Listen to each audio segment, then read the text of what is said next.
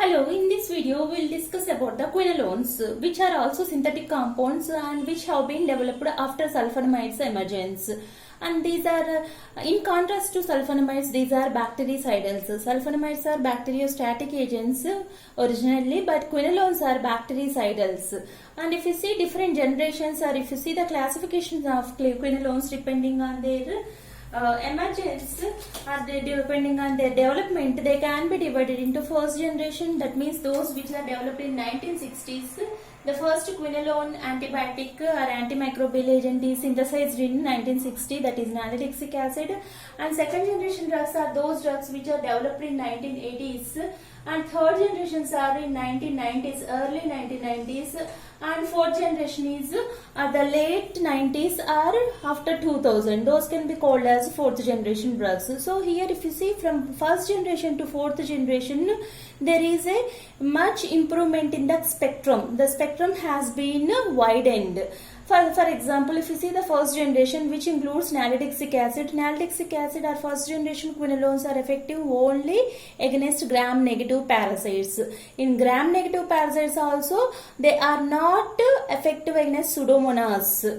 And if you say the second generation which includes ciprofloxacin, ofloxacin, norfloxacin like drugs, so they can inhibit both gram-negative parasites including the Pseudomonas as well as the gram-positive parasites. So if you see the spectrum has been extended from this to this. So here the first generation is only effective against gram-negative except Pseudomonas, whereas the second generation is effective against all the gram-negative including Pseudomonas as well as gram-positive bacteria and few atypical bacteria. And if you see the third generation which developed later in 1990s, examples levofloxacin, lemifloxacin, gartifloxacin, these are along with this spectrum, that is gram-negative, gram-positive, they are also effective against atypical bacteria.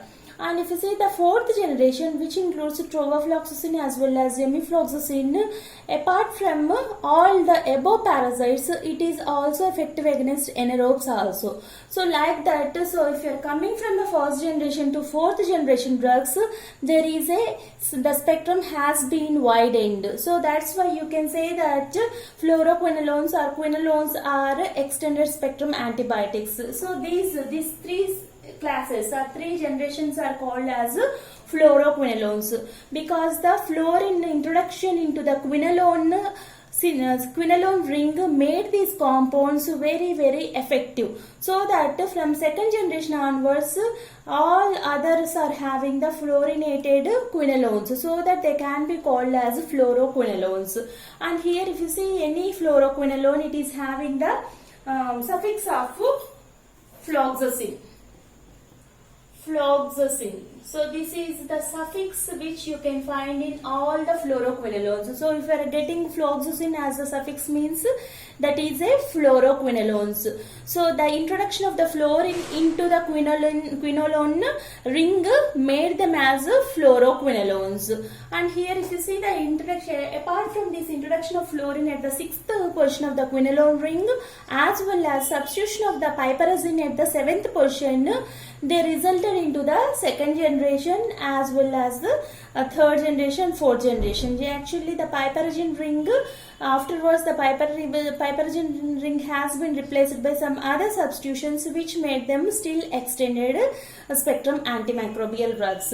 That's why the spectrum includes, so here I am giving the overall spectrum of these quinolones or fluoroquinolones. You can say that it is overall spectrum of fluoroquinolones, because quinolones are having the original quinolone example is naltrexone acid, which is effective only against gram-negative, that too except Pseudomonas.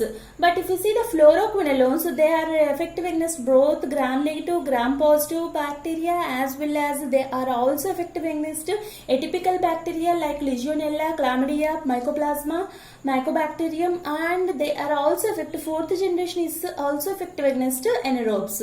So here introduction of the fluorine into the sixth position of the quinolone ring as well as introduction of the substitutions at seventh positions, they made these drugs having more activity, that is they made them high potent and the spectrum is also extended.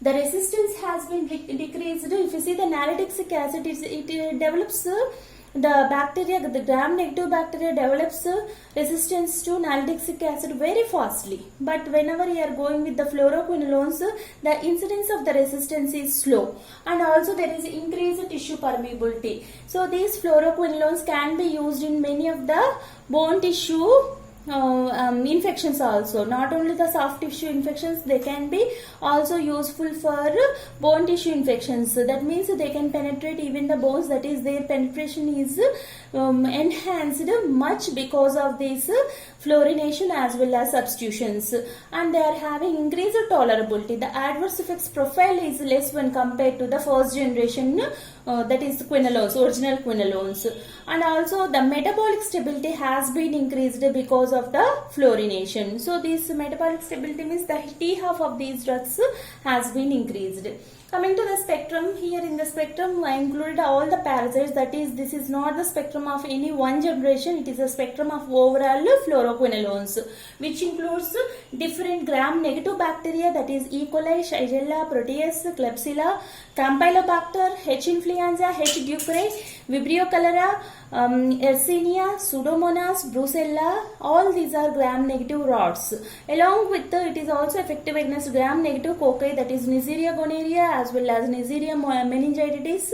Along with that, it is also effective against gram-positive like Staphylococcus epidermidis, Bacillus anthracis, Legionella, and it is also effective against different atypical bacteria like Legionella, Chlamydia, Mycoplasma, Mycobacterium tuberculosis, and even against anaerobes. So if you see the spectrum, it can be called as extended spectrum. So different types of the bacteria have been covered in this spectrum of fluoroquinolones. So in the next video we will discuss about the mechanism of action as well as other aspects of the fluoroquinolones.